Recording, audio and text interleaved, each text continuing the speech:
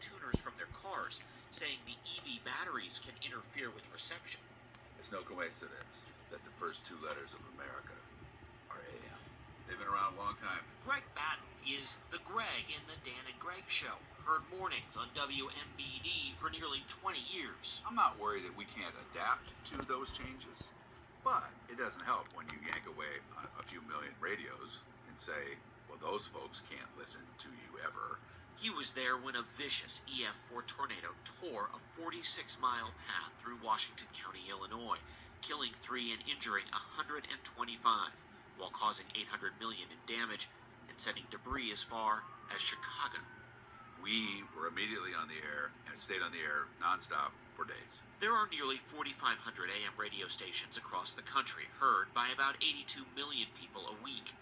The AM signal tends to reach further than FM radio, often stretching deep into rural America. It is typically home to news and talk radio. If you take away the AM radio from cars, what does that do to your business? The quick answer is, it could be disastrous to our business, no question.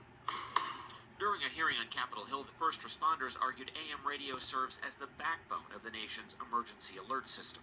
Our belief is that AM radio is a critical source of information to our citizens during a crisis.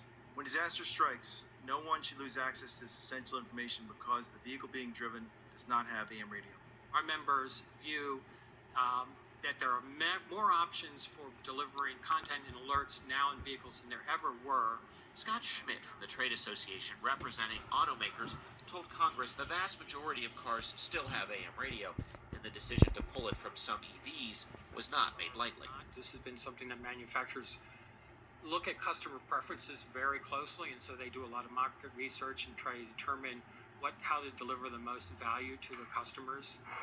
But that drive to tune out AM radio is prompting unusual bipartisan agreement between the very liberal Senator Ed Markey and the very conservative Senator Ted Cruz. You know, I'm pretty sure that's one of the signs of the apocalypse. Kidding aside, they are now co-sponsoring a bill to require AM radio stay in vehicles. If Elon Musk can brag that he can send rockets into space, then he should be able to figure out how to keep AM radio in passenger vehicles. AM radio is the lifeline to people who are in crisis, so it's an integral part of keeping Americans safe.